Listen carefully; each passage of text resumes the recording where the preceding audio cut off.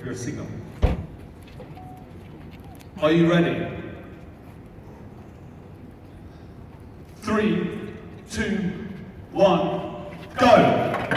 Und kommt ein bisschen Applaus, auch wenn die Ruhe brauchen, aber die brauchen auch Ruhe. Wir müssen merken, dass sie da sein.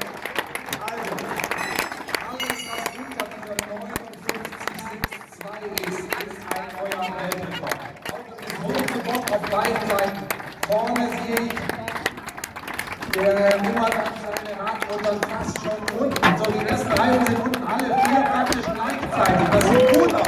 Jetzt wieder neue Reihen drauf, neue Räder drauf und die Radmutter wieder aufsetzen. Da habe ich verstanden. Das sieht gut aus, oder? Jenny? Wunderbar, ne? Echt super, jetzt weiter.